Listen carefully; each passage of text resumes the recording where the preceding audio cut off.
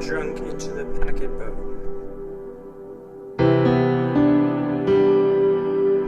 I tried each thing, only some were immortal and free. Elsewhere we are sitting in a place where sunlight filters down, a little at a time, waiting for someone to come. Harsh words are spoken, as the sun yellows the green of the maple tree. So this was all.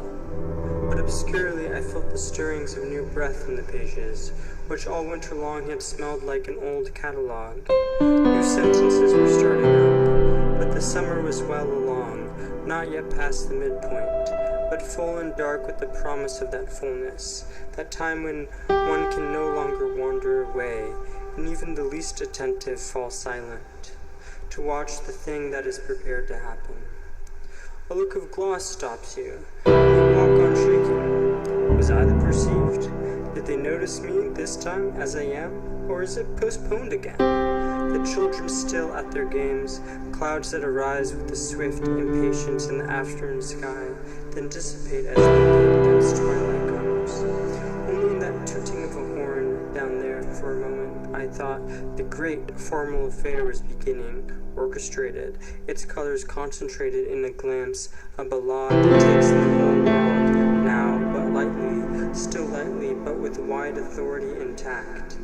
The prevalence of those gray flakes falling, they are sun motes. You have slept in the sun longer than the Sphinx, and are none the wiser for it. Come in. And I thought a shadow fell across the room, but it was only her come to ask once more if I was coming in, and not in a hurry in case I wasn't. The night sheen takes over. A moon of Cistercian pallor has climbed to the center of heaven, installed, finally involved with the business of darkness. And a sigh heaves from all the small things on earth, the books, the papers, the old garters in union suit bottoms, kept in a white cupboard box somewhere, and all the lower versions of cities flattered under the equalizing night. The summer demands and takes away too much. At night, the reserved, the reticent, gives more than it takes. Worsening situation.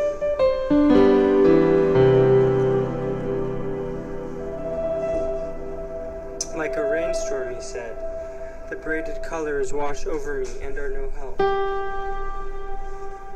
Or like one at a feast who eats not, for he cannot choose from among the smoking dishes.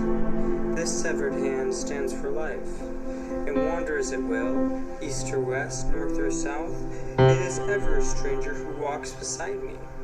O seasons, booths, chaleur, dark-hatted charlatans on the outskirts of some rural fete. The name you drop and never say is mine, mine. Some day I'll claim to you how all used up I am because of you, but in the meantime, the ride continues. Everyone in along for the ride, it seems. Besides, what else is there? The annual games? True, there are occasions for red uniforms and a special language keepsake from others. The lines are duly sliced. I know all this, but can't seem to keep it from affecting me. Every day, all day, I've tried recreation, reading until late at night, train rides, and romance. One day a man called while I was out and left this message. You got the whole thing wrong from start to finish. Luckily, there's still time to correct the situation, but you must act fast. See me at your earliest convenience, and please tell no one of this. Much besides your life depends on it. I thought nothing of it at the time. Lately I've been looking at old-fashioned plaids, starched white collars, wondering whether there's a way to get them really white again. My wife thinks I'm an Oslo France, that is. 40s flick.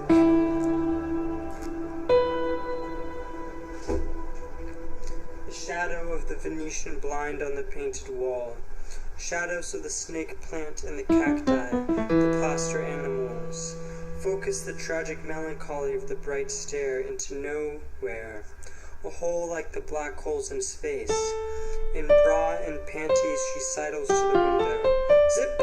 Up with the blind. A fragile street scene offers itself, with wafer-thin pedestrians who know where they are going. The blind sun comes down slowly, the slaps are slowly tilted up. We must have always been this way. You die with woman reading, with the ruckus of her hair and all that is unsaid about her pulling us back to her, with her into the silence that night alone can't explain. Silence of the library, of the telephone with its pad.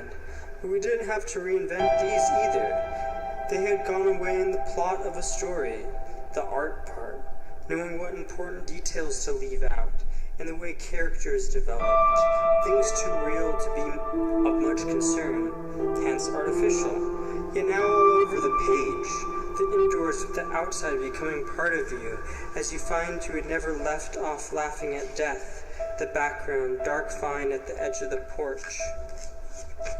As you came from the Holy Land, of western New York State, with the graves all right in their bushings, was there a note of panic in the late August air, because the old man had peed in his pants again?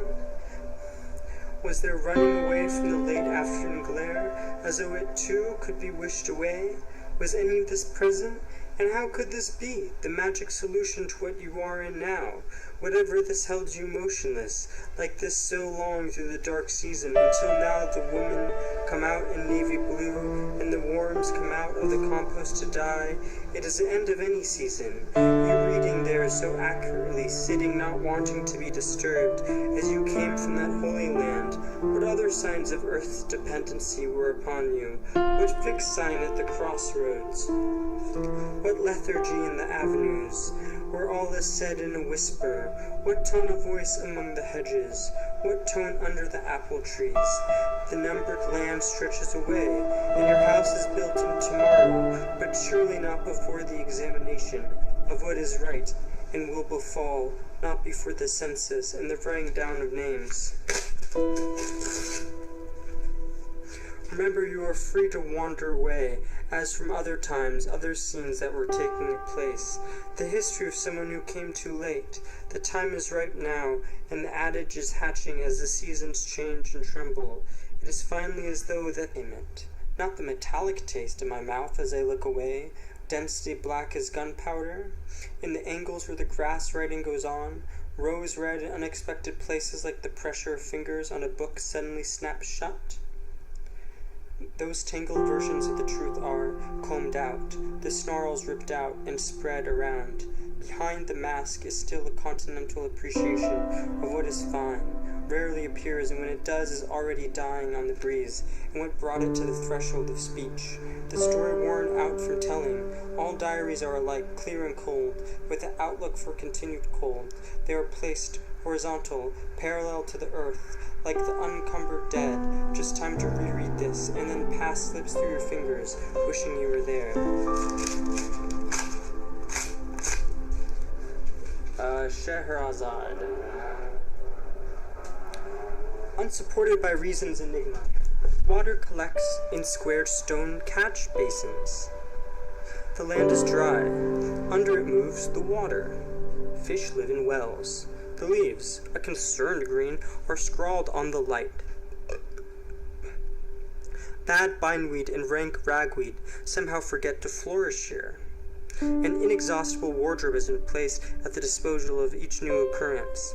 It can be itself now. Day is almost reluctant to decline, and slowing down opens out new avenues that don't infringe on space, but are living here with us. Other dreams came and left while the bank of colored verbs and adjectives were shrinking from the light, to nurse and shade their want of a method. But most of all, she loved the particles that transform objects of the same category into particular ones, each distinct within and apart from its own class. In all this springing up was no hint of a tide, only a pleasant wavering of the air in which all things seemed present, whether just past or soon to come. It was all invitation, so much the flowers outlined along the night, alleys when few were visible, yet Their story sounded louder than the hum of bug and stick noises that brought up the rear, trundling it along into a new fact of day. These were meant to be read as any salutation before getting down to business, but they stuck to their guns, and so much was their obstinacy in keeping with the rest, like long flashes of white birds that refuse to die when the day does, that none knew the warp which presented this major movement as a firm digression, a plain that slowly becomes a mountain. So each found himself caught in a net, and, as a fashion, in all the efforts to wriggle free, involved him further, inexorably, since all existed there to be told, shot through from border to border. Here were stones that read as patches of sunlight. There was the story of the grandparent of the vigorous young champion, the lines once given to another, now restored to their newspaper, dinners and assemblies, alike in the old home, the secret way the rooms fed into each other, but always weariness of time watching itself, for nothing in the complex story grew outside. The greatest in the moment of telling stayed unresolved, until its wealth of incident, pain mixed with pleasure, faded in the precise moment of bursting into bloom, its growth a static lament. Some stories survived the dynasty of the builders, but their echo was itself locked in, became anticipation that was only memory after all, for the possibilities are limited.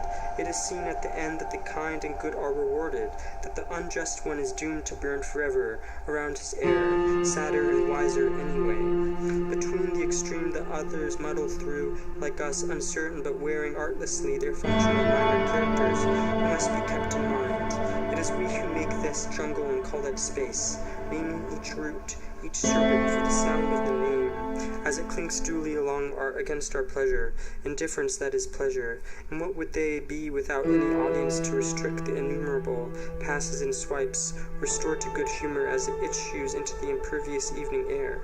So in some way, although the arithmetic is incorrect, the balance is restored because it balances, knowing it prevails, and the man who made the same mistake twice is exonerated.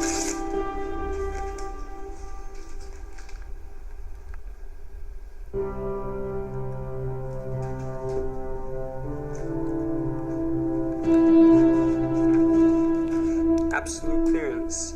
Voilà, messieurs, le spectacle de dans l'univers. Bizarre. He sees the pictures on the walls, a sample of the truth only. But one never has enough. The truth doesn't satisfy. In some vague hotel room, the linear blotches, when dusk lifted up, were days and nights. And out of the ocean, over the ocean, the wish persisted to be a dream at home. Cloud or bird asleep in the trough of discursive waters. The times when a slow horse along the canal bank seems irrelevant in the truth. The best in its best sample of time in relation to other time. Suffer again the light to be displaced, to go down fuming. So much is his courage high, so vast his intelligence, so glorious his destinies. Like an eagle that one sees, always whether flying in the middle airs or alighting on some rock, give piercing looks on all sides, to fall so surely on its prey that one can avoid its nails, no less than its eyes. How would it be clearer just to loaf, imagining little, the fur of the cat in the sun, let the calm of figures shift, add and subtract itself, sticks, numbers, letters, and so on to median depth, until a room in some town, the result of meeting therein, clasping, unclasping towards a flustered look of toys one day put away for the last time. I put away childish things. It was for this I came to Riverside, and lived there for 3 years, now coming to a not uncertain ending, or flowering, as some would call it, teasing the glowing light with its ultimate assurance, severity of its curved smile, like the eagle that hangs and hangs, then drops. Great gallop.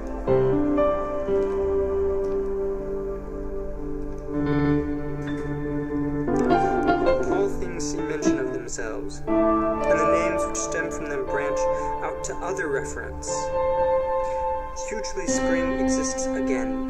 The Wigalia does its dusty thing in fire-hammered air, and garbage cans are heaved against the railing, as the tulips yawn and crack open and fall apart. And today is Monday. Today's lunch is Spanish omelet, lettuce, and tomato salad, jello, milk, and cookies. Tomorrow's sloppy joe on bun, scalloped corn, stewed tomatoes, rice pudding, and milk. The names we stole don't remove us. We have moved on a little ahead of them. And now it is time to wait again. Only waiting, what fills up the time between. It is another kind of wait, waiting for the wait to be ended. Nothing takes up its fair share of time. The wait is built into the things just coming into their own. Nothing is partially incomplete, but the wait invests everything like a climate. What time of day is it? Does anything matter? Yes, for you must wait to see what it really is like, this event rounding the corner, which will be unlike anything else and really cause no surprise. It's too ample. Water, drops from air conditioner, and those who pass underneath. It's one of the sights of our town. Puh, vomit, puh, more vomit. One who comes walking dog on leashes, distant to say how all this changes the minute to an hour, the hour to the times of day, days to months, those easy-to-grasp entities, and the month to seasons, which are far other, foreign to our concept of time. Better the months. They're almost persons, than these abstractions that sift like marble dust across the unfinished works of the studio, aging everything into a characterization of itself. Better the cleanup committee concern itself with some item that is now little more than a feature of some obsolete style, cornice or spandrel, of the dimly remembered whole, which probably lacks true distinction. But if one may pick it up, carry it over there, set it down, then the work is redeemed at the end under the smiling expanse of the sky that plays no favorites but in the same is honor only to those who have sought it. The dog barks, the caravan passes on, the words had a sort of bloom on them, but were weightless, carrying past what was being said. A nice time, you think, to go out. The earth's night is cool, but the earth is cool, but not to anything. People parade with their past lawns, vacant lots, as these too were so imponderables. Before going home, decency was private, shut up behind doors, which is it does matter a little to the others, but only because it makes them realize how far their respect has brought them. No one would dare to intrude. It is a night like many another, with the sky now a bit impatient for today to be over, like a bored sailor sticking, shifting from foot to stockinged foot. These khaki undershorts hang out on lines, the wind billowing among them. Are we never to make a statement? And certain buildings are we always pass, which are never mentioned. It's getting out of hand. As long as one has some sense that each thing knows its place, all is well. But with the arrival and departure of each new one overlapping so intensely in the semi-darkness, it's a bit mad. Too bad, that getting to know each just for a fleeting second must be replaced by imperfect knowledge of the featureless whole, like some pocket history of the world, so general as to constitute a sob or wail unrelated to any attempt at definition. And the minor eras take on an importance out of all the proportion of the story, for it can no longer unwind, but must be kept on hand indefinitely, like a first aid kit no one ever uses, or a word in the dictionary that no one will ever look up. The custard is setting. Meanwhile, I not only have my own history to worry about, but am forced to fret over insufficient details relating to large unfinished concepts that can never bring themselves to the point of being with or without my help, if any were forthcoming. It is just the movement of the caravan away into an abstract night, with no precise goal in view, and indeed not caring that distributes this pause. Why be in a hurry to speed away in the opposite direction towards the other end of infinity? For things can harden meaningfully in the moment of indecision. I cannot decide in which direction to walk.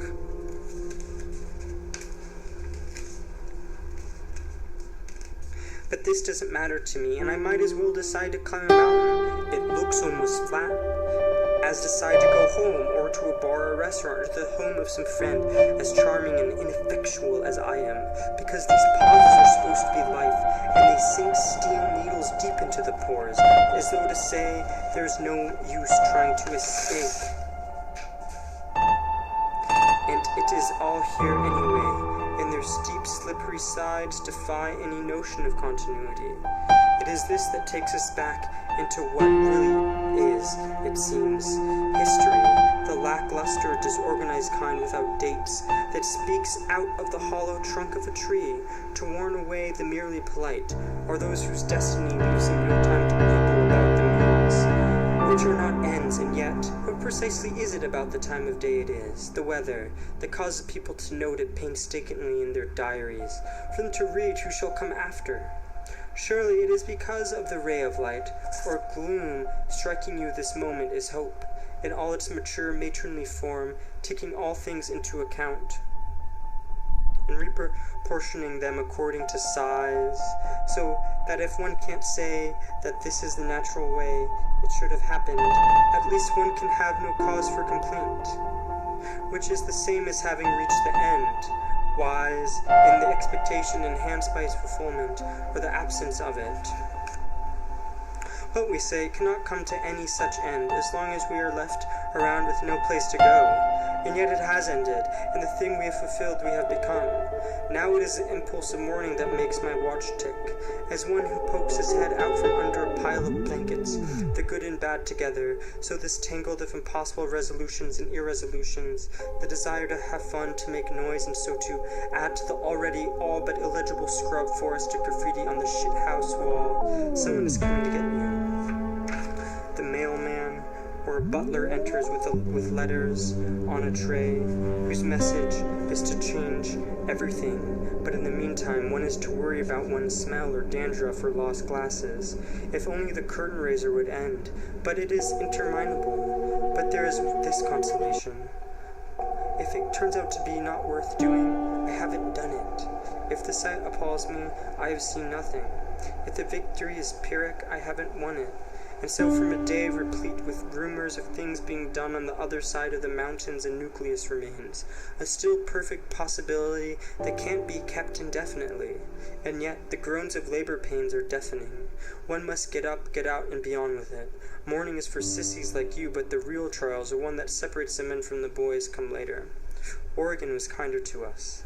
The streets offered a variety of directions to the foot, and bookstores where pornography is sold. But then one whiffs just a slight odor of madness in the air. They all got into the cars and drove away, as in the end of a movie, so that it finally made no difference whether this were the end or it was somewhere else. If it had to be somewhere, it might as well be here on top of one. Here, as elsewhere, April advances new suggestions, and one may as well move along with them, especially in view of the midnight blue light, and that in turning itself inside out offers something strangely intentional, a thing that is not itself, now whirling before my eyes at incredible tame velocity, too renounced after all to be that meaningless, and so on to afternoon, on the desert, with oneself cleaned up and the location almost brand new, what with the removal of gum wrappers, etc.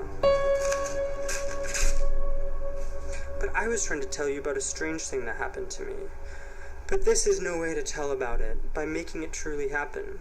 It drifts away in fragments, and one is left sitting in the yard to try to write poetry, using what Wide and Surrey left around, took up and put down again, like so much gorgeous raw material, and though it would soon happen in some way, and meanwhile, since we are all advancing, it is sure to come about in spite of everything.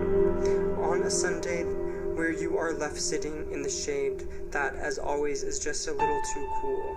So there is whirling out at you from the not deep emptiness the word cock or some other brother and sister words with not so much to be expected from them, though these are the ones that waited so long for you and finally left, having given up hope.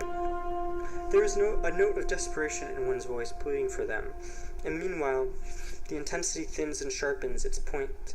That is the thing it was going to ask. One has been waiting around all evening for it, before sleep had stopped definitely the eyes and ears of all those who came as an audience. Still, that poetry does sometimes occur, if only in creases in forgotten letters, packed away in trunks in the attic, things you forgot you had. And what would it matter anyways? The recompense so precisely dosed as to seem the falling true of perverse judgment. You forgot how there could be a gasp of new air hidden in that jumble. And of course you were forgetting is a sign of how much it matters to you. It must have been important. The lies fall like flaxen threads from the skies, all over America, and the fact that some of them are true doesn't so much not matter to serve to justify the whole mad organizing force under the billows of correct delight. Sir, your lute is getting an attack of nervous paralysis, but there are, again, things to be sung of, and this is of them. Only I would not dream of intruding on the frantic completeness, the all-purpose benevolence of that still moist garden where the tooting originates, between intervals of clenched teeth, your venomous rondelay. Ask a hog what is happening. Go on, ask him.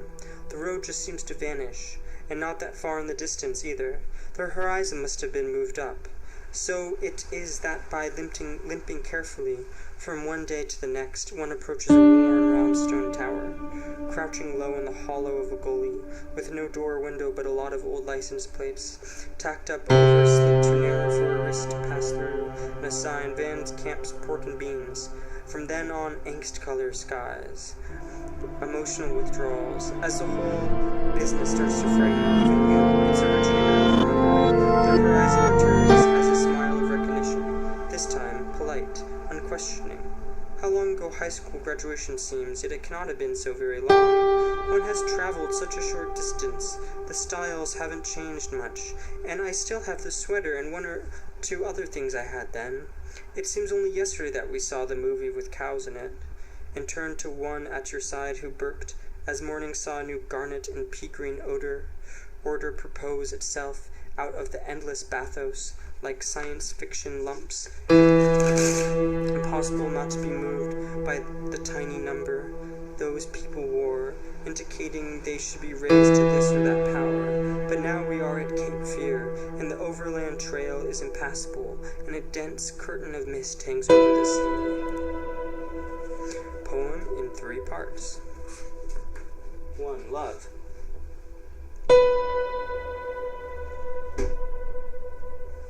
Once I let a guy blow me. I kind of backed away from the experience. Now, years later, I think of it without emotion. There has been no desire to repeat. No hang-ups either.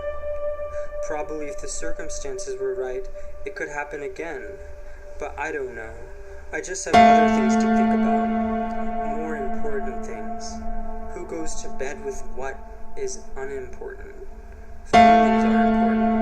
Mostly I think of feelings. They fill up my life like the wind, like tumbling clouds, and a sky full of clouds, clouds upon clouds.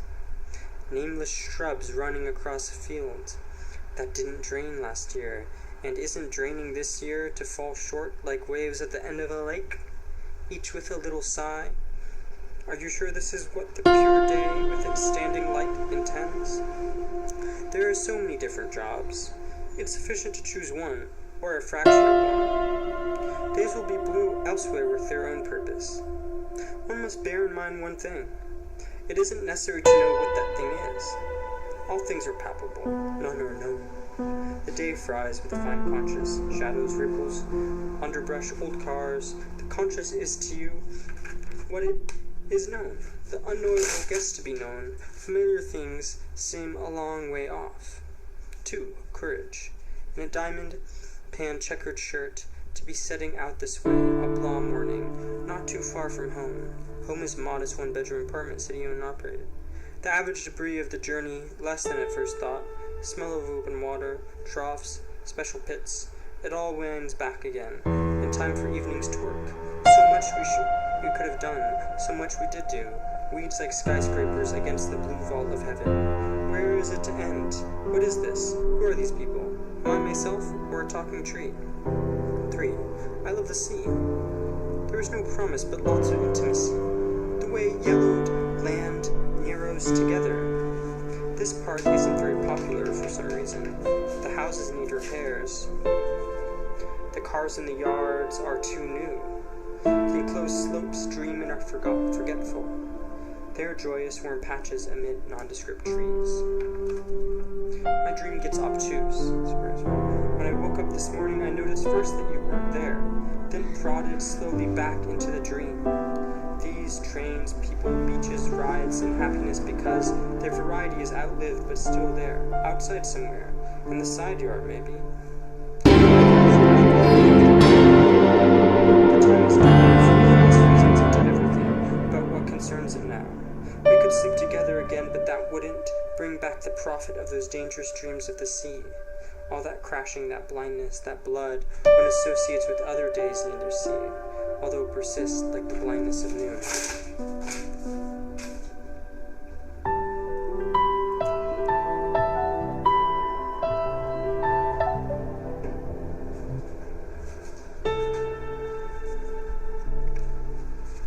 Voyage in the blue. As on a festal day in early spring, the tide lands maneuver and the air is quick with imitations. Ships, hats appear, and those, the mind readers who are never far off. But to get to know them, we must avoid them. And so, into our darkness life seeps, keeping its part of the bargain. But what of houses, standing ruined, desolate just now? This is not also beautiful and wonderful? For where a mirage has once been, life must be. The pageant, growing ever more curious, reaches an ultimate turning point. Now everything is going to be not dark, but on the contrary, charged with so much light, it looks dark, because things are now packed so closely together. We see it with our teeth. And once this distant corner is rounded, everything is not to be made new again. We shall be inhabited in the old way, as ideal things came to us, yet in the having we shall be growing, rising above it, into an admixture of deep blue enameled sky and bristly golden stars. The way the date came in made no sense, it never had any.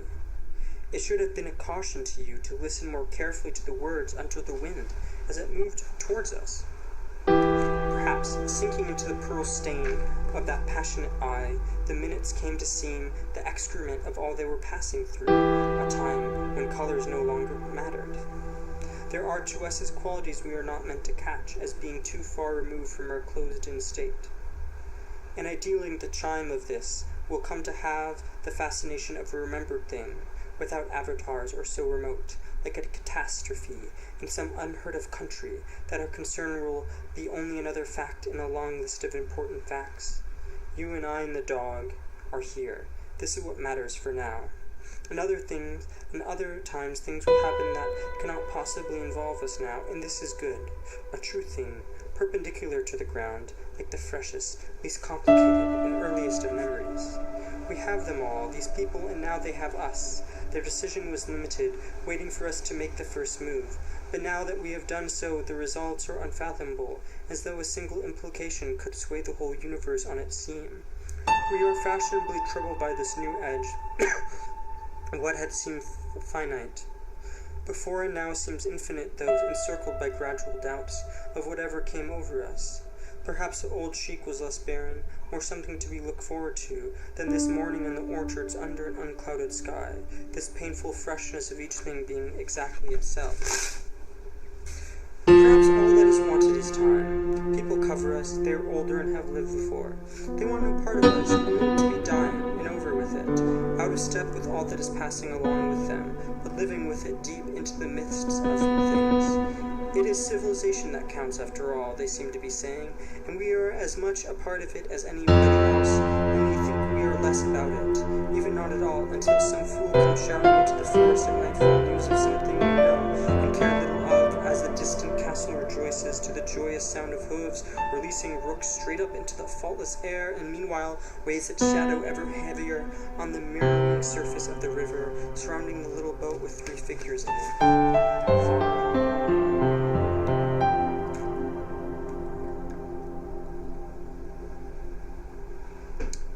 A protracted wait, that is also night. Funny how the white fence posts go on and on, a quiet reproach that goes under as day ends, though the geometry remains a thing like nudity at the end of a long stretch. It makes such a difference. Okay, so is the really not the same thing at all, viewed through the wrong end of a telescope and holding up that bar? Living with the girl got kicked into the sod of things. There was a to-do end of June, coming and goings, before the matter is dropped, but it stays around, like her favorite point, a frown, or the dripping leaves of pie plant and hollyhock, also momentary in defeat. No one has the last laugh. Farm 2.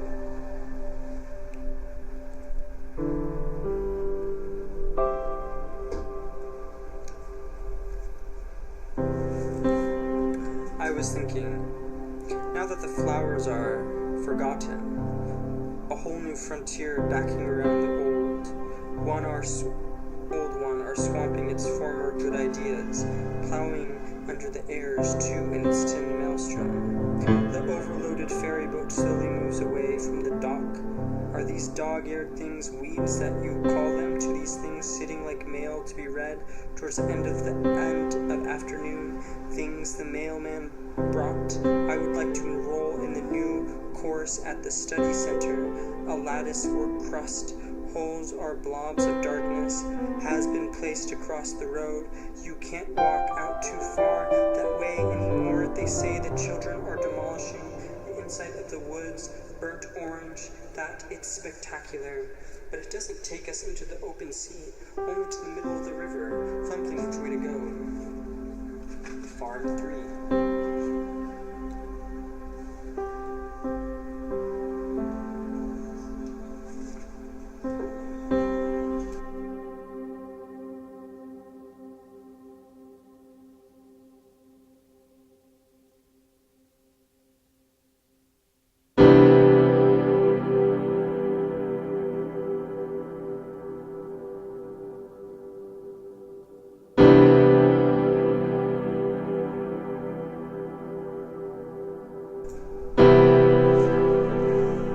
Small waves strike the dark stones. The wife reads the letter. There is nothing irreversible. Points to the last sibilance of invading beef and calico. Pretty soon oil has taken up the place of the dark around you. It was all as told, but anyway it never came out just right. A fraction here, a lisp where it didn't matter.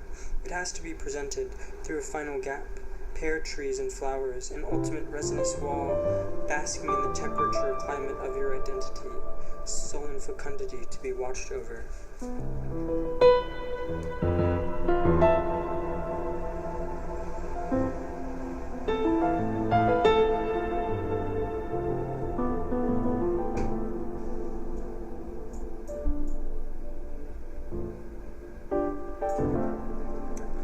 Hop on my thumb. The grand hotels, dancing girls urge forward under a veil of lost illusion. The deed to this day or some other day. There is no day in the calendar. The dairy company sees a wild thing, like the body of a dreaming woman. All flop over the top of the seas, still too slender, the top too ocean heavy, blushing with fine foliage of dreams. The motor cars, tinsel hats, sputter of cakes, the armor's children take the solitary down the path of dreams and are not seen again. What is it? Undying? The notes now can scarcely be heard in the hubbub of the flattening storm, the third wish unspoken. I remember meeting you in a dark dream, with equal, you were some girl, the necklace of wishes alive and breathing around your throat, and the blindness of that dark, whose brightness turned to sand, salt-glazed in noon sun. We could not know each other or know which part belonged to the other, pelted in an eclectic storm of rain, when only gradually the mounds that meant our bodies, without war, ourselves concaved into view, but intermittently as though dark mist smear against fog. No worse time to have come, yet always desiring through already desired and past. The moment is a monument to itself. No one would ever see or know was there. time faded too, and the night softened to smooth spirals of foliage at night. There were sleeping cabins nearby, blind lanterns, nocturnal friendliness of the plate of milk left for the fairies, who otherwise might be less well disposed.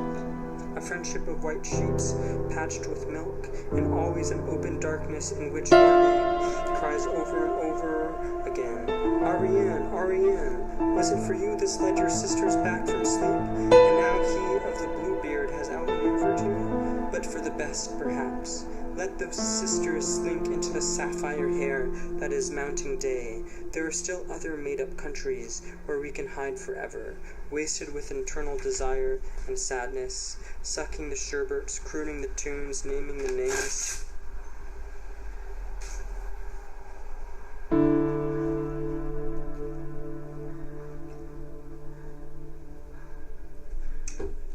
The Imagine Mundi. The many as noticed by the one, the noticed one, confusing itself with the many, yet perceives itself as an individual, traveling between two fixed points, such glance as dares dart out. To pin you in the afternoon lair is only a reflex, a speech in a play consisting entirely of stage directions, because there happened to be a hole for it there. Unfortunately, fewer than 0.5% recognize the divine gesture as currency, which it is, albeit inflated, and the glance comes to rest on top of a steeple with about as much interest as a bird's. They had moved out here from Boston, those two. The one a fair sample of the fair-shaved many, the other boggling into single oddness, plays at it when he must, not getting better or younger. The weather kept them at their small desks, sorting out the news, mending this and that, the great poker face impinged on them, and rejoiced to be living reproach to something new they've got. Skeeter collecting info. Did you know about the mugwump of the final hour? Their even flesh tone, a sign of day off. The buses, moving along quite quickly on the nearby island, also registered, as per his plan. Taking a path you never saw before. Thought you knew the area, the many perceived they fight off sleep. A few gaffers stay on to the end of the line, though it is between bookends. The note is struck finally with just sufficient force, but like a thunderbolt, as only the loudest can be imagined, and they stay on to talk it over. Foreboding.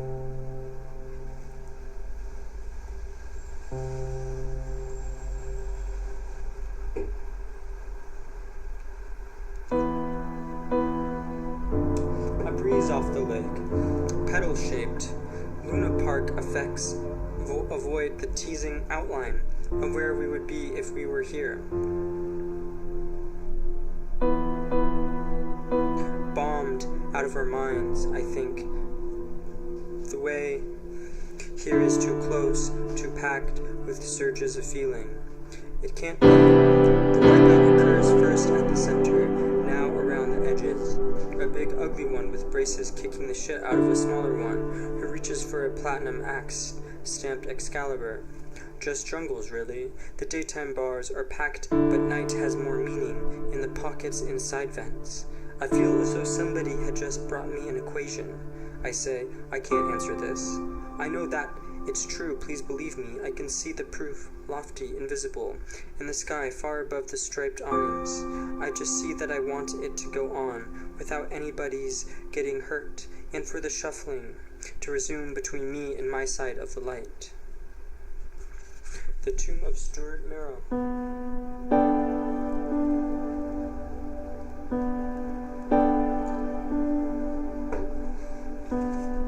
It is the first soir of March. They've taken the plants away. Martha Hoople wanted a big Nocean hydrangea, smelling all over of Jicky for her card party. The basement couldn't hold up all that wildness. The petite fours have left. Then up again, and spake the major, the new conservatism is sitting down beside you. Once when the bus slid out past Place Pierre, I caught the lens cover reflection. Lilacs? Won't make much difference, it said. Otherwise, in Paris, why you never approved much of my pet remedies. I spoke once of a palliative for piles. You wouldn't try to admit to trying any other. Now we live without, or rather we got along without each other. Each of us does live within that conundrum. We don't call living both shut up and open. Can knowledge ever be harmful? How about a mandate? I think of throwing myself on the mercy of the court. They are bringing the plants back, one by one, in the interstices of heaven, earth, and today. I have become attracted to your style. You seem to possess within your work an air of total freedom of expression and imagery, somewhat interesting and puzzling. After I read one of your poems, I'm always tempted to read and reread it. It seems that my experience holds me back from understanding your meanings. I really would like to know what it is you do to magnetize your poetry, where the curious reader, always a bit puzzled, comes back for a clearer insight. The cannons are falling, one by one, including Le Célèbre of Pachelbel, the final movement of Frank's Sonata for piano and violin. How about a new kind of hermetic conservatism and suffering withdrawal symptoms of same? Let's get on with it. But what about the past? Because it only builds up out of fragments. Each evening we walk out to see how they are coming along with the temple. There's interest in watching now. One piece is added to another. At least it isn't horrible like being inside a hospital and really finding out what it's like in there. So no one is tempted not to include this page in the fragment of our lives, just as its meaning is about to coagulate in the air around us. Father, son, Father, I thought we'd lost you in the blue and bluff pains of the aging. Now it seems you're really back. Only for a while, son, only for a while. We can go inside now.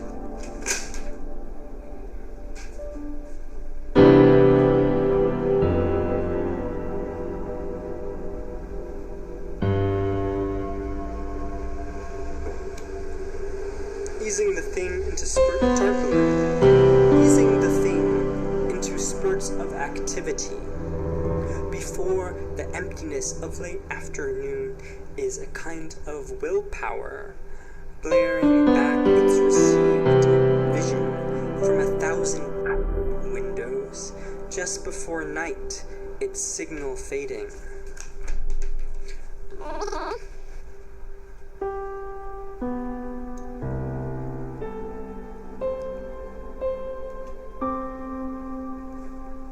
It thinks itself too good for these generalizations, and is moved on by them.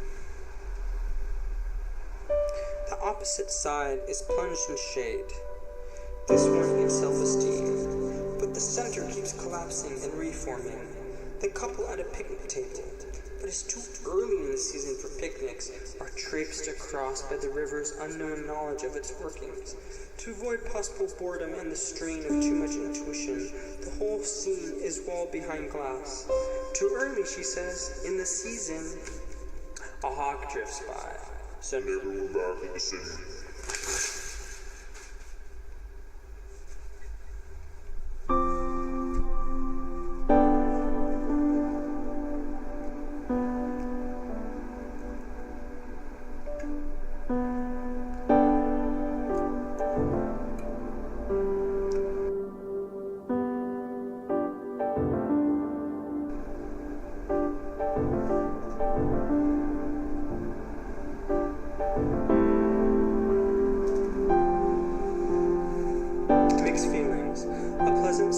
Frying sausages attacks the sense along with the old, mostly invisible.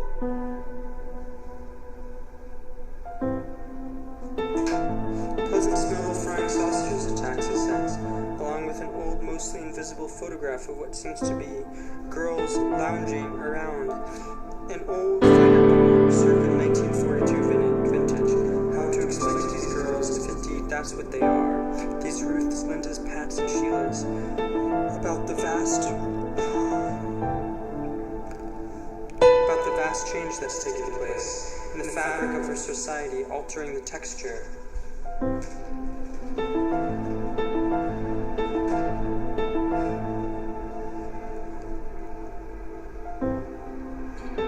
Of all things in it, and yet they somehow look as if they knew, except that it's so hard to see them. It's so hard to figure out exactly what kind of expressions they're wearing. What are your hobbies, girls? Ah, nerds. One of them might say, this guy's too much for me. Let's go on and out. Summon up with your cannons in the garment center, to a small cafe and have a cup of coffee. I'm not too offended that these creatures, that's the word, of my imagination seem to hold me in such light esteem, pay so little heed to me. It's part of a complicated flirtation routine anyhow, no doubt.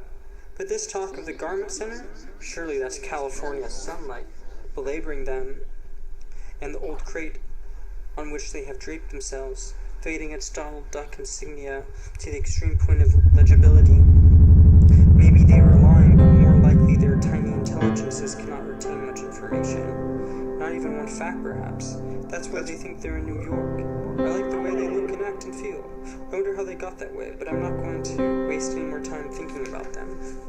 I've already forgotten them until someday, in the not-too-distant future, when we meet possibly in the lounge of a modern airport. They look as astonishingly young and fresh as when this picture was made, but full of contradictory ideas, stupid ones as well, worthwhile ones, but all flooding the surface of our minds as we babble about the sky and weather and the forces of change. The one that can save America. Is anything central? Orchards flung out on the land, urban forest, rustic plantations, knee-high hills. Our place named Central, Elm Grove, Adcock Corner, Storybook Farm, as they occur with a rush at eye level, beating themselves into eyes, which have had enough, thank you, no more, thank you. And they come in like scenery mingled with darkness, the damp plains, overgrown suburbs, places of no incident and of civil obscurity. These are connected to my version of America, but the juice is elsewhere. This morning, as I walked out of your room after breakfast, cross-hatched with backward and forward glances, backward into light, forward into unfamiliar light, was it your doing?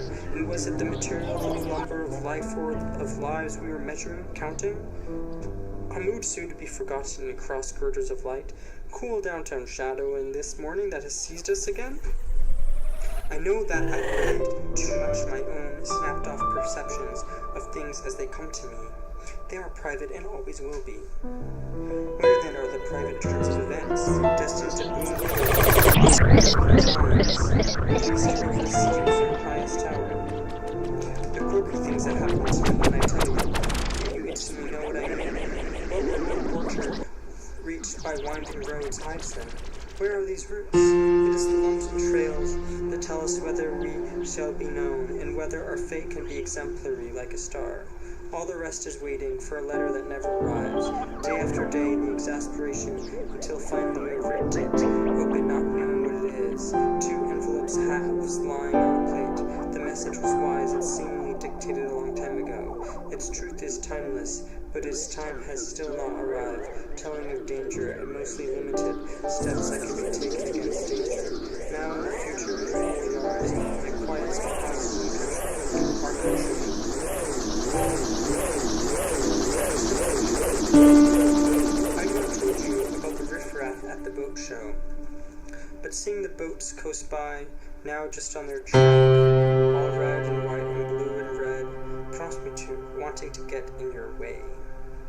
Never told me about a lot of things, why you love me, why we love you, and just exactly what sex is. When people speak of it, as happens increasingly, are they always referring to the kind where sexual organs are brought in? Diffident, vague, hard to imagine as they are to a blind person. I find that thinking these things divides us, brings us together. As on last Thanksgiving, nobody could finish what was on his plate. He gave thanks. Means more to some than me, I guess. But again, I'm not sure of that. There is some connection. I like the way the English spell it. They're so clever about some things, probably smarter generally than we are, although there is supposed to be something we have they don't. Don't ask me what it is, and please no talk of openness. I would pick Francis Thompson or Bret Hart any day if I had to. Among this, it connects up, not to anything, but kind of like closing the ranks so as to leave them open. You can stop and shop, self-service, and the honor system prevail, resulting in tremendous amounts of spare time, a boon to some, to others more of a problem that only points a way around it. Sitting in the living room this afternoon, I saw how to use it. My vision remained etched in the buff wall a long time, an elective Cheshire cat, unable to cancel the messages received penultimately. So over these years, a little puttering around, some relaxing, a lot of plans and ideas. Hope to have more time to tell you about the latter in the foreseeable future.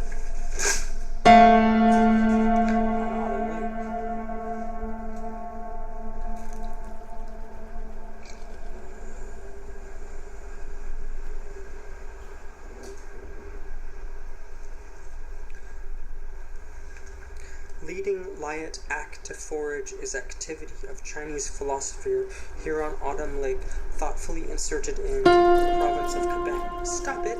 I will not.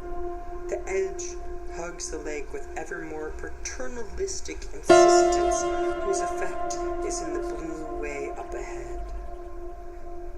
The distance by air from the other places to here isn't much, but it doesn't count, at least not the way the shore distance, leaf, tree, stone, optional fern, frog, skunk, and then stone, tree, leaf, then another optional counts. It's like the machines of the 19th century academy. Turns out you didn't need all that training to do art.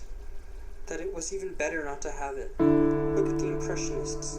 Some have had it too, but prefer to forget it, in vast composed canvases by turns riotous and indigent in color, from which only the notion of space is lacking.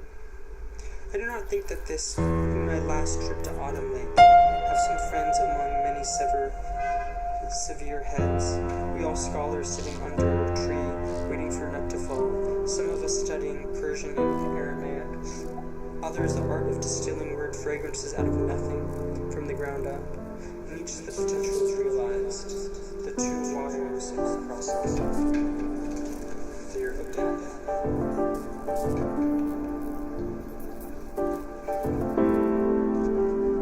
What is it now? And is it as I have become? Is there no state free from the boundary lines of before and after? The window is open today, and the air pours in with piano notes, and it skirts, as they say. John had brought these and these, that is, a few Beethoven, some Brahmses, a few choice Pauling notes. Yes, it is being free again. The air, it has to keep coming back, because that's what it's good for. I want to stay with it out of fear. That keeps me from walking up certain steps, knocking at certain doors. Fear of growing old alone and of finding no one at the evening end of the path except another myself, nodding a prayer greeting. Well, you've been a while, but now we're back together, which is what counts. Here in my path, you could shorten this, but the breeze has dropped and the silence is the last word.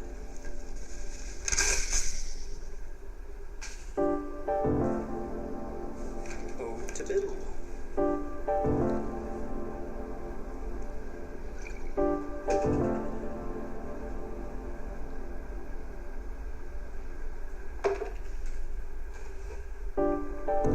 Some things we do take up a lot more time and are considered a fruitful, natural thing to do.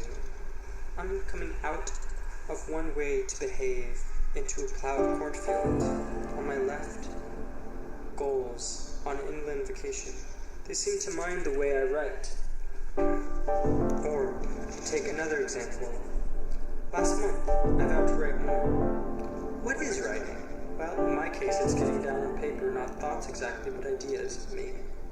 Ideas about thoughts. Thoughts is too grand a word. Ideas is better. They're not precisely what I mean. Someday I'll explain. Not today, though. I feel as though someone had made me a vest, which I was wearing out of doors into the countryside, out of loyalty to the person, although there was no one to see except me with my inner vision of what I look like. The wearing is both a duty and a pleasure, because it absorbs me too much. One horse stands out irregularly against the land over there, and I am receiving this vision. Is it mine, or do I already look for other visions and notice them unrecorded on the great relaxed curve of time? All the forgotten sprigs, dropped pebbles, songs on this road, that then passed out of light into everyday oblivion. He moves away slowly, looks up and pumps the light, a lingering question. Him too we can sacrifice to the end progress for a moment.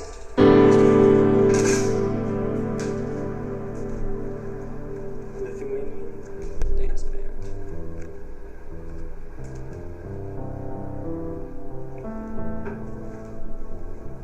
Nathan the Wise is a good title. It's a reintroduction of heavy scenes attached by toggle switch to long loops, leading out of literature and life into worldly chaos. In its struggle, two souls out of work, for it's a long way back to the summation. Meanwhile we live in it, gradually getting used to everything in this over-arrives living in a soon reposed on it, as when a wounded jackal is tied to the water hole the lion does come. I write you to air these few thoughts. Feelings you are most likely driving around the city in your little car, breathing in the exquisite air of the city, in the exhaust fumes, dust, and other, which make it up only hold on a while. There will be time for other decisions, but now I want to concentrate on this image of you, secure and projected, how I imagine you, because you are this way. Where are you? You are in my thoughts. Something in me was damaged, I don't know how or by what. The day is suddenly broad, and whole era of uncertainty is ending. With the 20s it keeps ending. This is the beginning of music afterward, and refreshments, all kinds of simple delicacies that toast the heart and create a rival ambiance of cordiality to the formal one we are keeping our hearts the same. What with skyscrapers and dirigibles and balloons, the sky seems pretty crowded, and a nice place to live, at least I think so do you. And the songs strike up there are chorales everywhere. It's pretty, it's lovely, and everywhere the truth rushes in to fill the gaps left by its sudden demise, so that a fairly accurate record of its activity is possible. If there were sex and friendship, this would be the place to have it, right here on this floor, with bells ringing and the loud music pealing. Perhaps another day one will want to review all this, for today it looks compressed, like lines packed together. In one of those pictures you reflect with a polished tube to get the full effect. This is possible. I feel it in the reaches of the weather and the wind that sweeps articulately down these drab sheets, bringing everything to a high gloss. Yet we are alone too, and that's sad, isn't it? Yet you are meant to be alone at least part of the time. You must be in order to work, and yet it always seems so unnatural, as though seeing people were intrinsic to life, which it just must be, and then somehow the loneliness is more real and more human. Not just the scarecrow, but the whole landscape, and the crows peacefully pecking where the heart is past. Soundscape.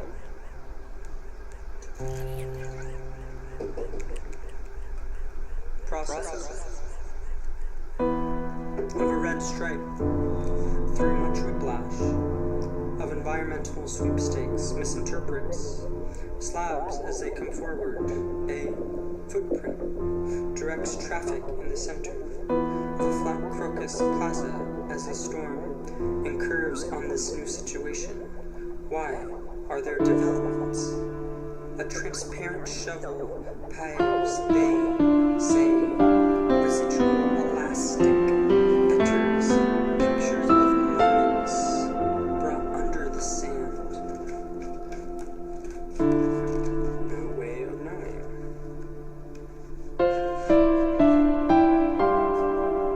And then, colors and names of colors. The knowledge of you a certain color had.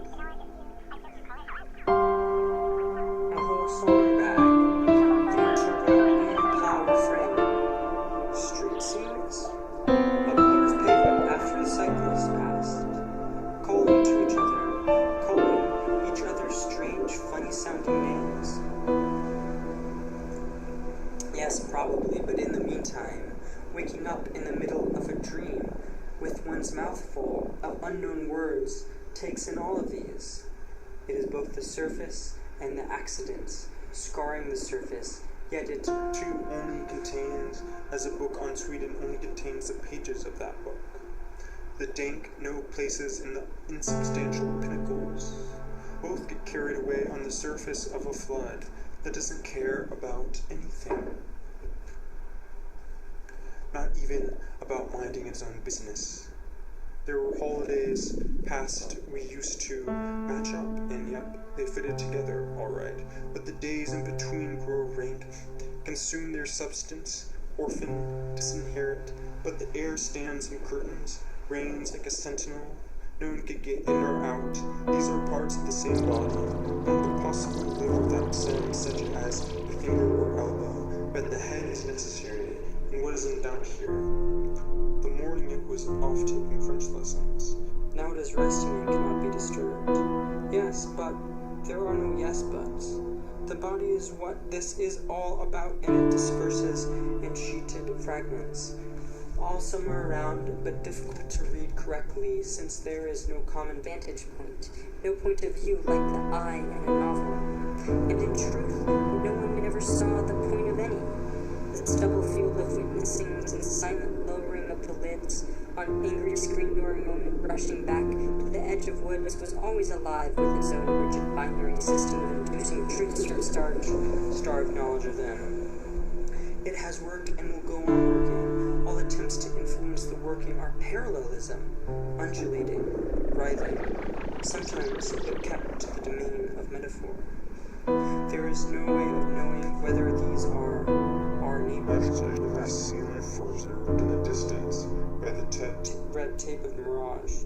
The fact that we drawled aloe to them just lazily enough this morning doesn't mean that a style was inaugurated. Anyway, evening kind of changes things. Not the color, the quality of the handshake, the edge on spread, so much as a general deciding to get everything all added up, flowers arranged and out of sight. The vehicular madness goes on crashing, thrashing away, but for many this is near enough to the end. One may draw up a chair close to the balcony railing. The sunset is just starting to light up. As when the songs start to go, not much can be done about it. Waiting in vanilla corridors for an austere young nurse to appear. An opaque glass vase of snapdragons on one arm. The dangerously slender heroine backbending over the other won't save the denouement, already drenched in the perfume of fatality. The passengers reappear. The cut driver pushes them to heaven. Water fur explodes over the flagstones.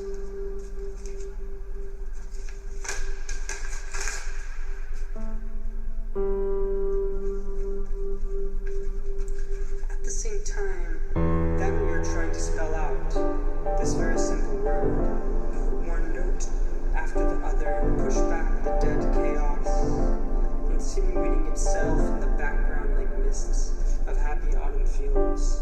Your money is dead.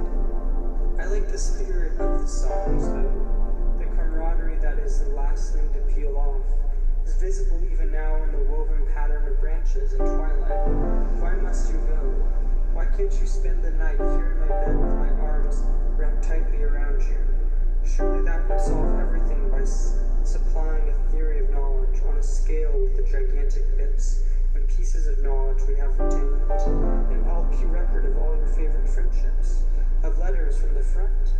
Too fantastic to make sense, but it made the chimes ring.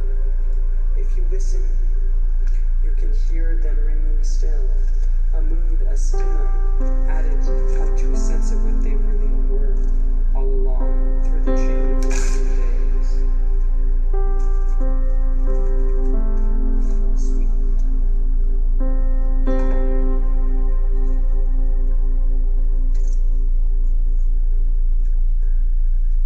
The inert, lifeless mass calls out into space. 7 long years, and the wall hasn't been built yet. The crust that is the back of everything. A cluster of carillions in the pink dew of afternoons.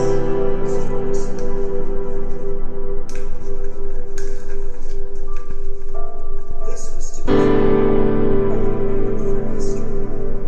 But time is a garden where memories thrive monstrously until they become the vagrant flowering of something else. Like stopping near the fence with your raincoat. At night, orange mists. The sun has killed 1 trillion of them, and it keeps stretching it back. Impossible mechanics. How do I know? I'm lost. It says it's me. The bad message at the end of the garden is garden. Meanwhile, we're supposed to be here. Pine trees and night breaths of nice breaths of fresh air. Snow is the last thing he expected. Sun and the kiss of far unfamiliar lands. Harsh accents, though strangely kind. And now from the unbuttoned corner, moving out. Coming out, the postponed play of this day. Astonishing, it really tells you about yourself. The day made whole, the eye and the put together silent.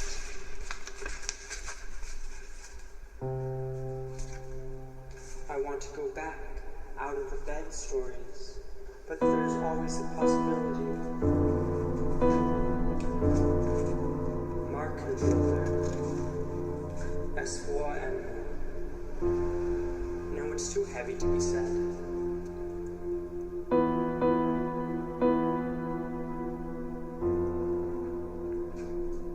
Besides, you weren't paying attention.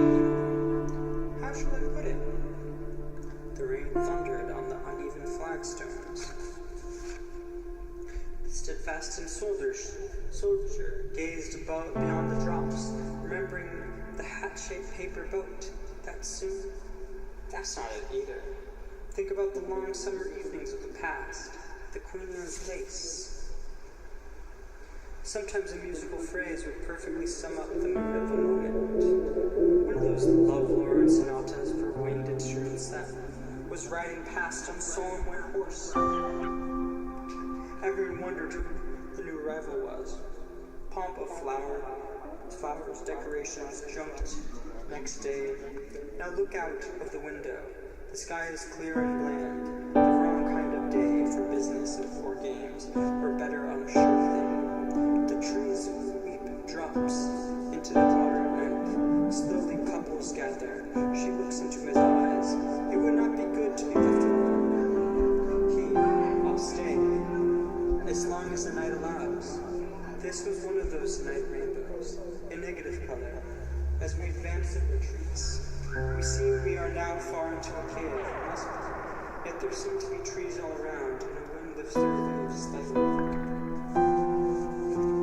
I want to go back out of the bad stories, but there's always the possibility that the next one, no, it's another orange tree, is roughly formed, yet they're beautiful as we people them with ourselves. They're empty as cover to spend all day drenched in them, waiting for the next whisper, for the word in the next room. This said the princess can still think, lying down in the frugality of sleep.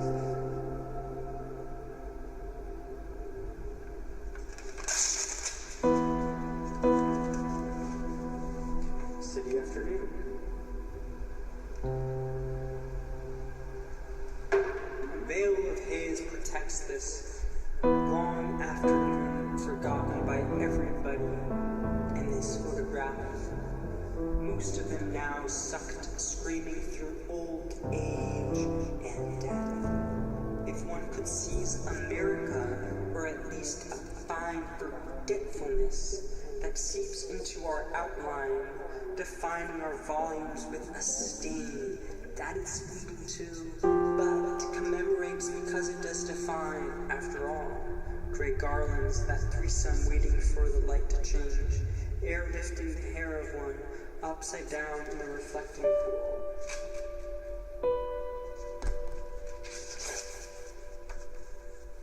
Robin Hood's barn.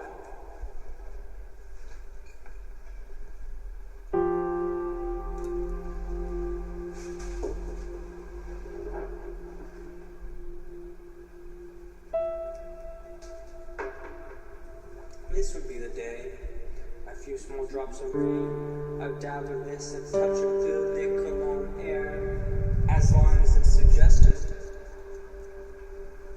And it mounts a serenade to the surrounding love. You bad birds, but God shall not punish you. You shall be with us in heaven, though less conscious of your happiness, perhaps, than we are. Hell is not quite not quite satisfactory heaven, probably, but you are the forbidden rules of my arrangement will be with you. Forget standoffishness, exact bookkeeping of harsh terms. The banal sun is about to creep across heaven on its daily turn. Don't let it find us arguing our worst alone, each having turned his back to the other, alone in the wonderful solitude of the new day. To be there is not to know. Its outline creeps up on him, and that it has fallen over him like that comes of fog from some surreal high tide. Set near the top of a flight of stairs. Come once and for all into our consideration, though it be flat like lemonade. The rest that is streamed is as the husk of this feast on a damp ground. As I was trying to say something to her, she sped by me, which meant all is over in a few years. 26, 27. Who were these people who came down to the boat and met us that time? And your young years become a kind of clay, out of which the older, more rounded, and also brusquer retort is fashioned. The greeting that takes you into night like a lantern up ahead. The where were yous. Meanwhile, the dark is waiting like so many other things, dumbness and a voluptuousness among them. It is good to be part of it, in the dream that is the kernel deep in it. The unpretentious, unblushing, but also the deep side stretching far away. For this we pay, for this, tonight and every night. But for the time being we are free, and meanwhile the songs protect us in a way, and the special claims, all and some.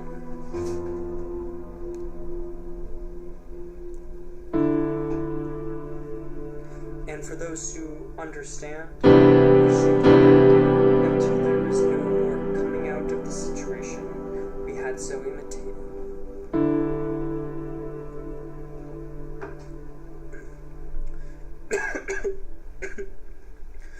Now we have talked of it, not as a human being, deeply polite and intelligent,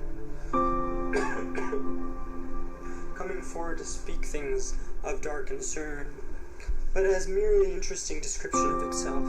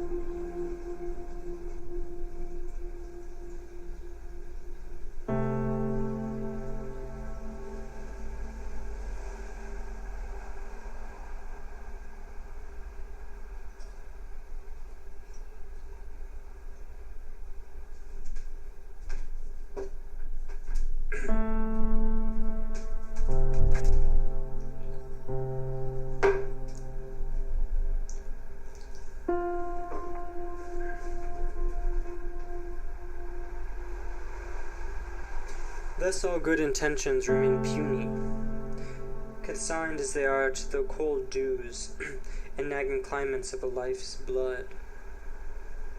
Does grave dawn drape in a pattern of convolvulus, the next noon altars dim or baldly untragic, until the pattern comes to seem no more than footsteps?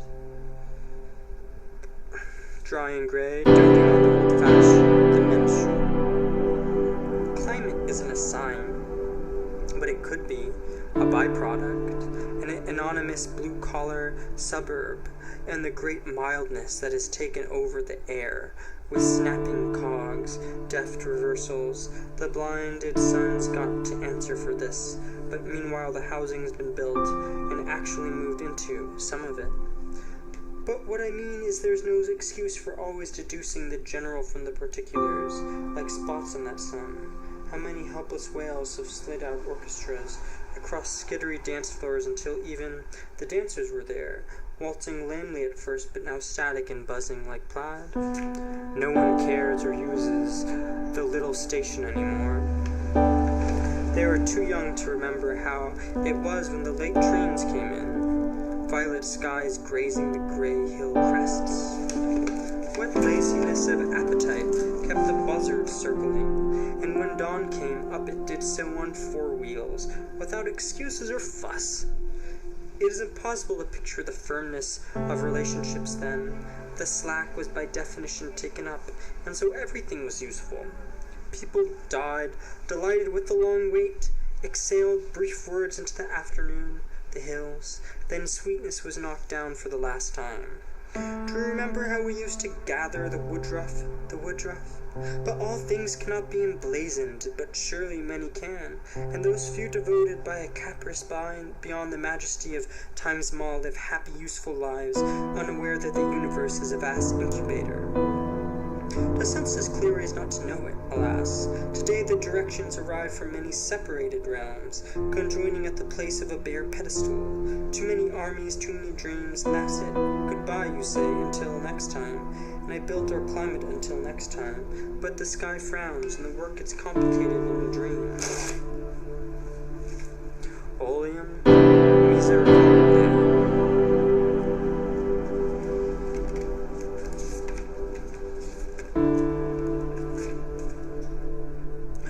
To rub it out, make it less virulent, and a stab to it rearranging the whole thing from the ground up.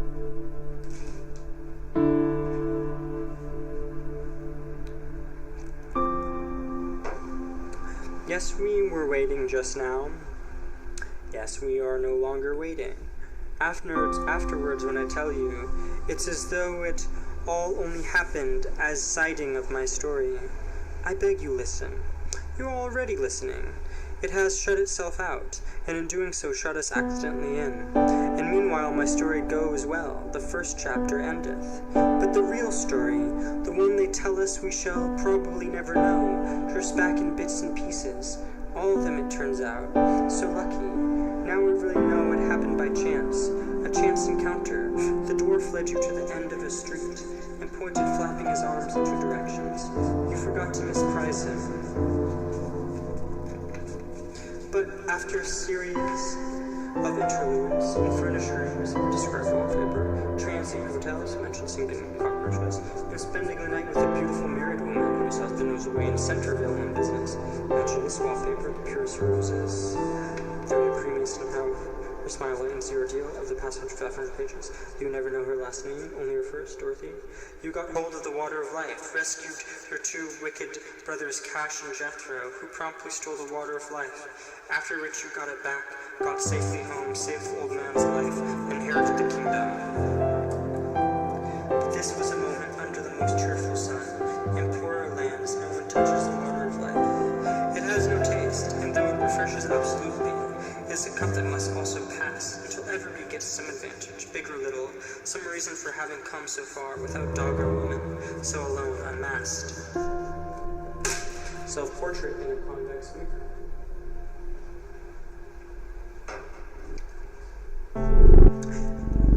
As Parmigianino did it, the right hand bigger than the head, thrust at the viewer, and swerving easily away, as though to protect what it advertises. A few leading panes, old beams, fur, pleated muslin, a curl ring run together in a movement supporting the face, which swims towards in a way like the hand, except that it is in repose. It is what is sequestered. Vasari says, Francesco one day set himself to take his own portrait. looking at himself for that purpose in a convex mirror, such as is used by barbers. He accordingly caused a ball of wood to be made by a turner, and having divided it in half, brought it to the size of the mirror. He set himself great art to copy all that he saw in the glass. Chiefly his reflection of the portrait is the reflection was removed. The glass chose to reflect only what he saw, which was enough for his purpose. His image, glazed, embalmed, projected at a 180-degree angle. This time of day or the time of day or the density of light adhering to the face keeps it lively and intact in a recurring wave of arrival. The soul establishes itself, but how far can it swim out from the eyes and still return safely to its nest?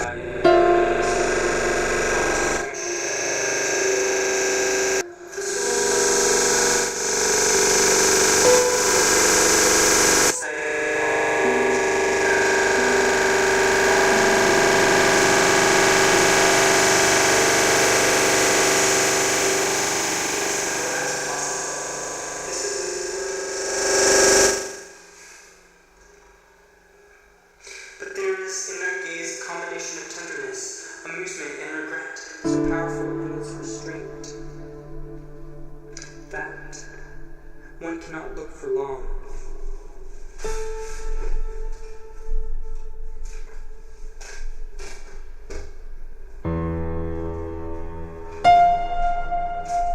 The secret is too plain.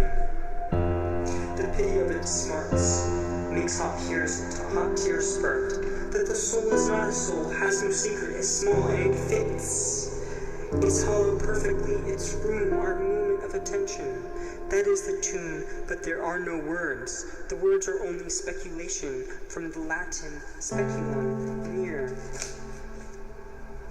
They seek and cannot find the meaning of the music. We see only postures of the dream, riders of the motion that swings the face into view under evening skies, with no false disarray as proof of authenticity. But it is life englobed. One would like to stick one's hand out of the globe, but its dimension, what carries it, will not allow it. No doubt it is this, not the reflex, to hide something which makes the hand loom large as it retreats slightly. There is no way to build it flat, like a section of wall. It must join the segment of a circle, roving back to the body, of which it seems so unlikely a part, to fence in and shore up the face, on which the effort of this condition reads like a viewpoint of a smile, a spark, or star one is not sure of having seen, as darkness resumes. A perverse light, most imperative of suddenly, dreams in advance its consent to light up, unimportant but meant.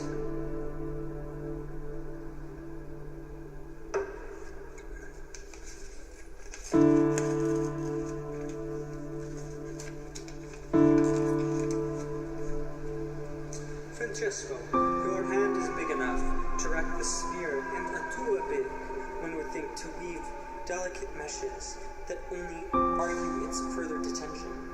Big but not coarse, merely on another scale, like a dozing whale in the sea bottom in relation to the tiny self-important ship on the surface. But your eyes proclaim that everything is surface. The surface is what's there, and nothing can exist except what's there. There are no recesses in the room, only alcoves. And the window doesn't matter much, or that sliver of a window or mirror on the right. Even as a gauge of the weather, which in French is le temps, the word for time, and which follows a course wherein changes are merely features of the whole. The whole is stable within instability, a globe like ours, resting on a pedestal of vacuum, a ping-pong ball secure on its jet of water, and just as there are no words for the surface, that is, no words to say what it really is, that it is not superficial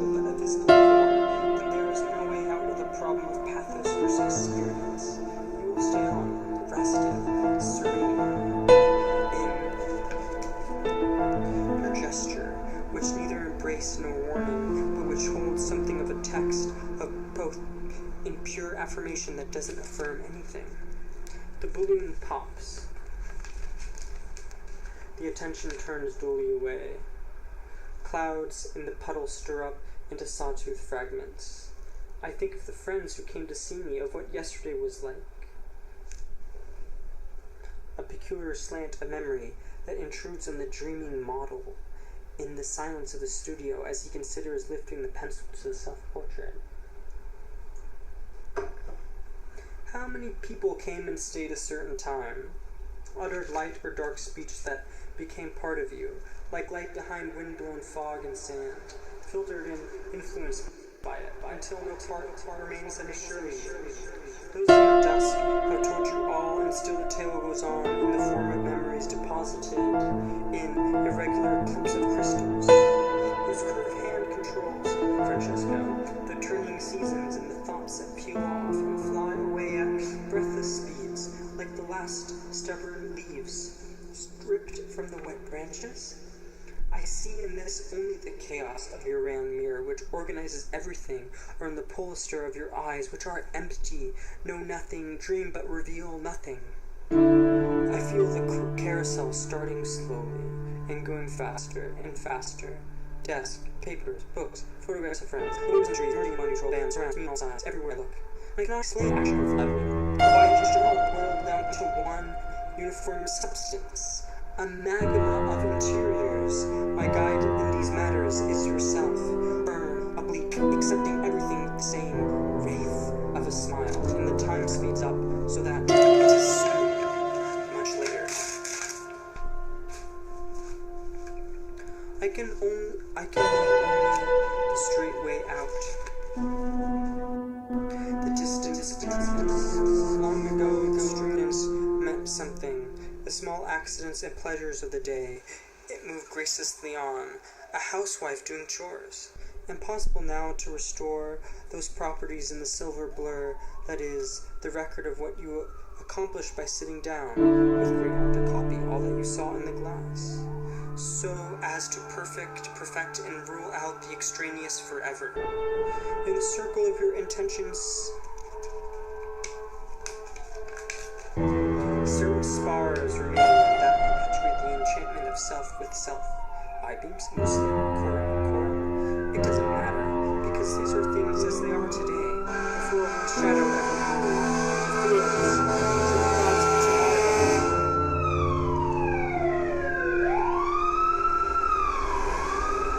Tomorrow is easy, but today is uncharted.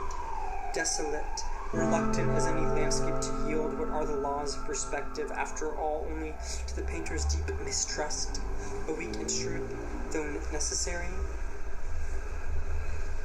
Of course some things are possible. It knows, but it doesn't know which ones. Someday we will try to do as many things as are possible, and perhaps we shall succeed at a handful of them. But this will not have anything to do with what is promised today. Our landscape sweeping out from us to disappear on the horizon. Today, together in one piece of service, letting one ram back home so that these even stronger possibilities. Whole without being tested. Action charmers, as tough as everything gets programmed. There, voice, more keeps getting included without adding on. Just as accustomed to a noise that kept one awake, but now no longer does. So the room contains this flow like an hourglass, without varying in climate or quality, except perhaps to brighten obliquely and almost invisibly in the focus sharpening towards death. More of this later. What should be the vacuum of a dream becomes continually replete, as the source of dreams is being tapped so that this one dream may wax, flourish like a cabbage rose, defying sumptuary laws, leaving us to awake and try to begin living in what has now become a slum. Sidney Freeberg in his Parmigianino says of it, realism is a portrait no longer produces an objective truth, but a bizarreria. However, its distortion does not create a feeling of disharmony. The form retains a strong measure of ideal beauty, because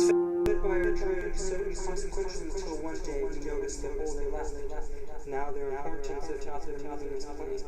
They were to nourish a dream which includes them all, as they are finally reversed in accumulating within. They seem strange because we couldn't actually see them. And we realize this is only at a point where they lapse like a wave breaking on a rock, giving up its shape in a gesture which expresses that shape. The forms retain a strong measure of ideality as they forge in secret under of distortion. Why be happy when this arrangement, since dreams for as long as they are absorbed? Something like living occurs, a movement out of the dream into its codification.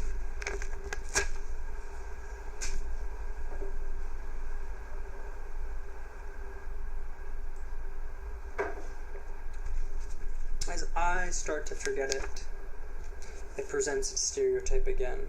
But it is an unfamiliar stereotype. The face writing its anger, issued to households, soon to accost others. Rather angel than man, sorry. Perhaps an angel looks like everything we have forgotten.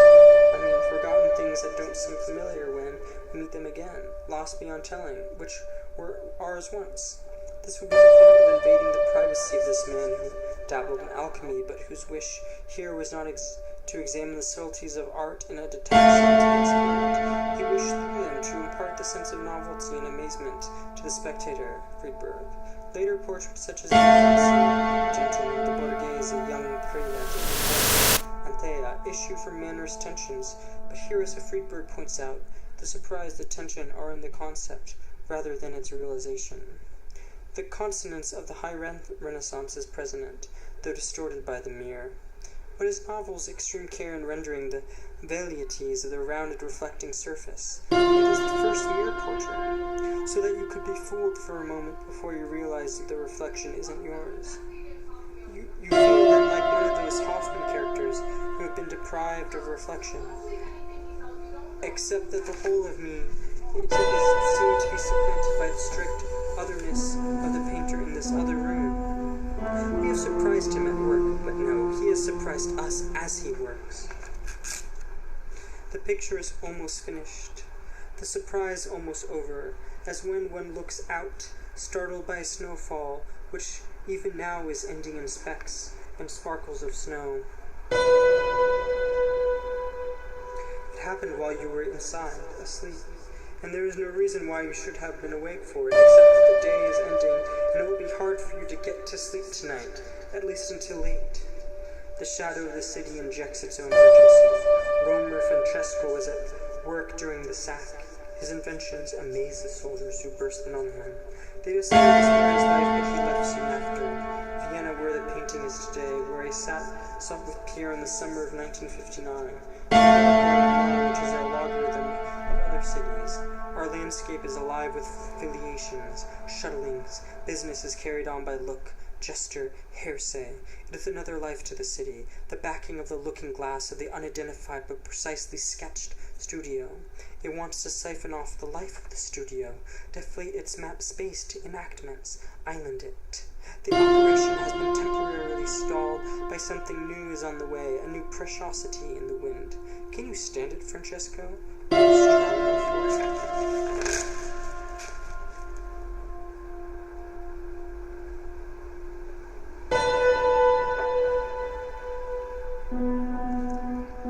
This wind brings what it knows not, is self-propelled, blind, has no notion of itself.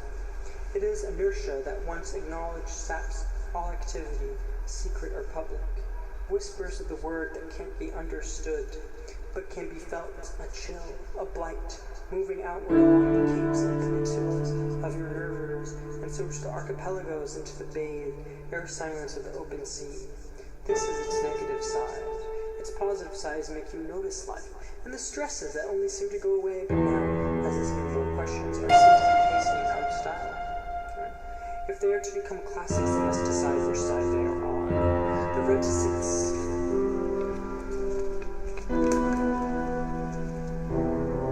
reticence has undermined the urban scene, made its ambiguity willful and tired, the games of an old man. What we need now is the unlikely challenger pounding on the gates of an amazed castle. Your argument, Francesco, has begun to grow stale as no answer or answers were forthcoming. If it dissolves now into dust, that only means its time had come some time ago, but look now and listen. It may be that another life is stocked there. It recesses, no one knew it. Not we are the change, but we are in fact it. If we could get back to it, relive some of the way it looked, turn our faces to the globe as it sets, will still be coming out all right. Nerves normal, breath normal. Since it is a metaphor made to include us, we are a part of it and can live in it as, in fact, we have done. Only leaving our minds bare for questioning. We now see will not take place at random, but in an orderly way that means to menace nobody. The normal way things are done, like the concentric grouping of days around a life. Correctly if you think about it.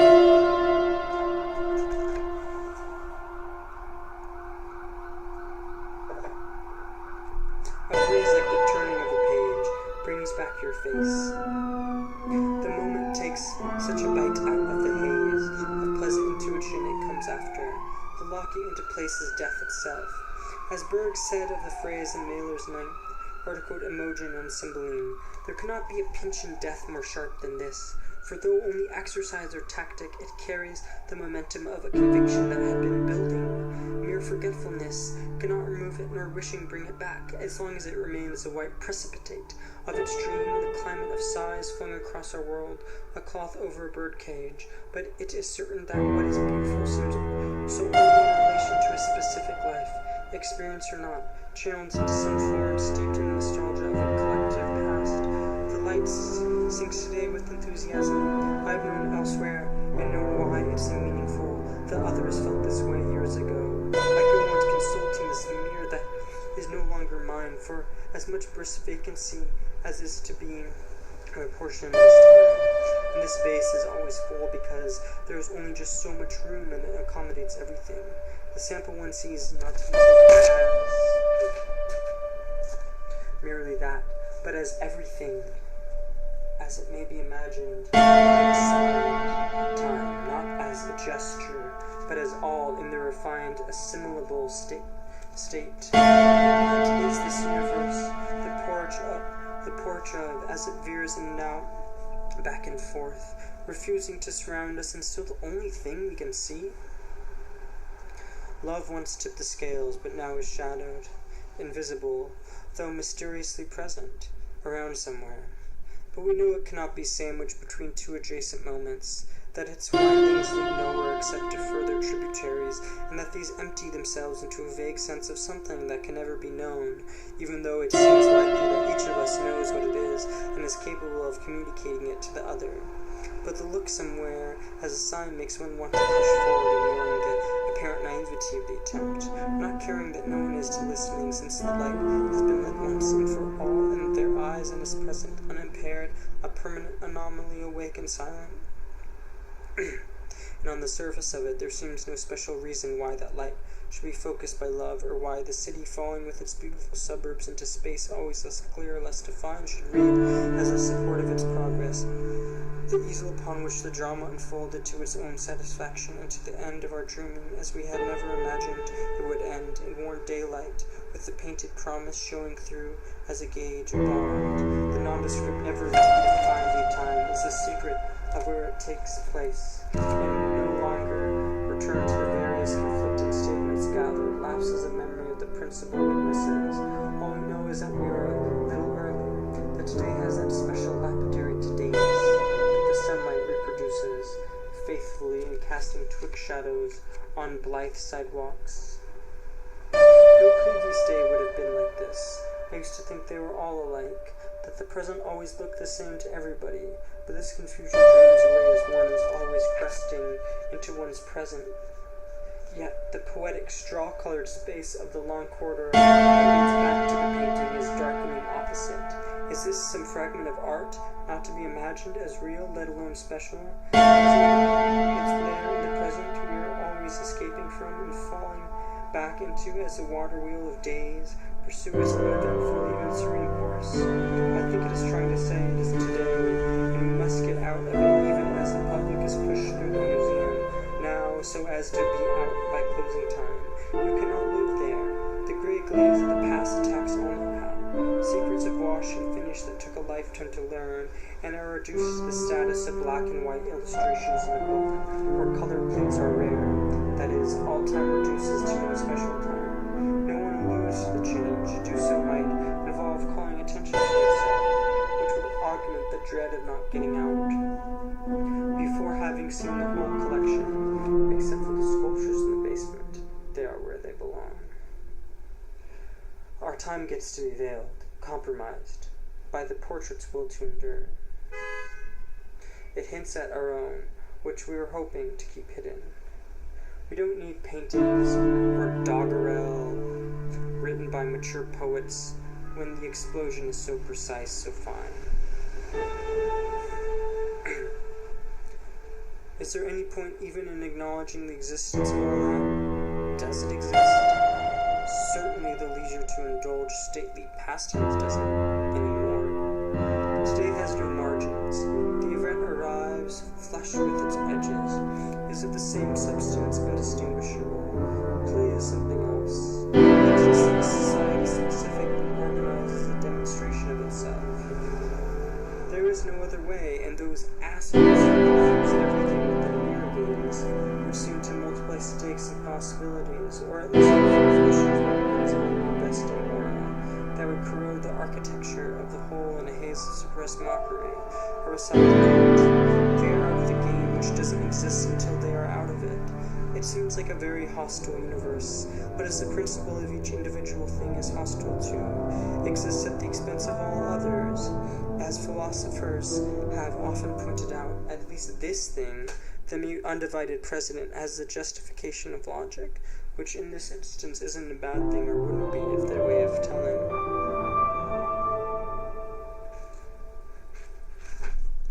Didn't somehow intrude, twisting the letters of the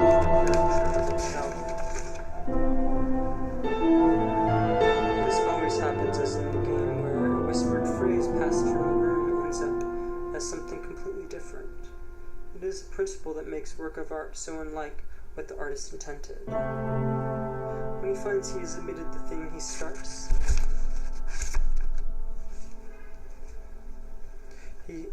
out to say in the first place.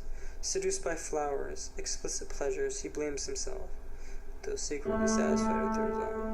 Imagining he had a say in the matter and exercise an option of which he was hardly conscious, unaware that necessity circumvents such resolutions so as to create something new for itself, that there is no other way, that the history of creation proceeds according to stringent laws, and that things do get done in this way, but never the things we set out to accomplish and wanted so desperately to see come into being. Parmesan must have realized this as he worked at his life-obstructing task. One is forced to read the perfectly plausible accomplishment of a purpose into the smooth, perhaps everything slightly found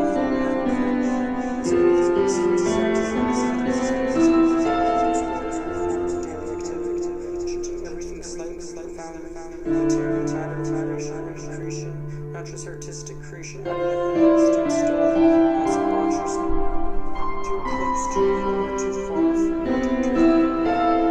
This otherness, this not being us, is all there is to look at in the mirror, though no one can say how it came to be this way.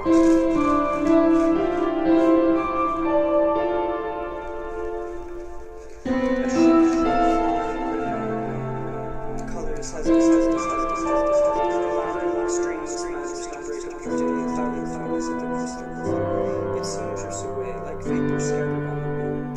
The fertile thought associations that until now came so easily appear no more or rarely. Their colorings are less intense, washed out by autumn rains and winds, spoiled in the muddy deep. Given back to you because they are worthless. Yet we are such creatures of habit that their implications are still around impairing us.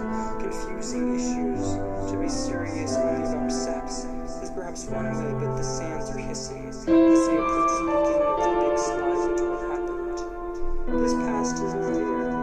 The painter's reflected face in which we linger, receiving dreams and inspiration from the Renaissance frequency, but the hues have turned metallic. The curves and edges are not so rich.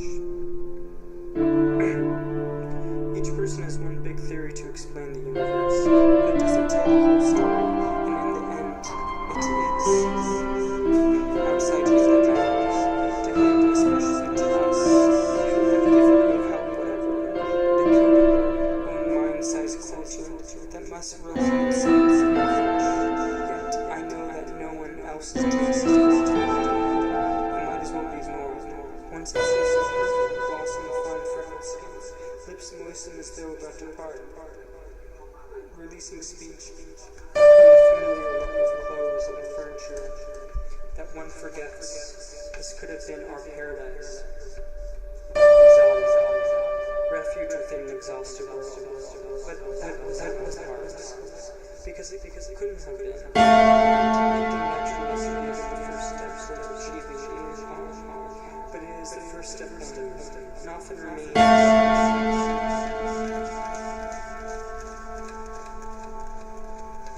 A frozen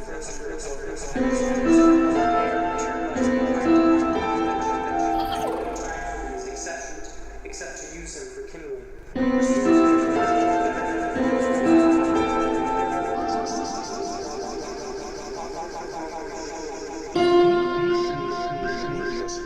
There was room for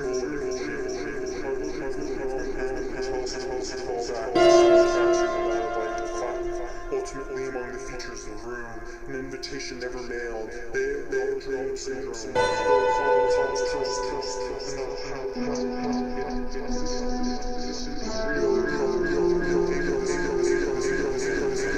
The diagram still sketched.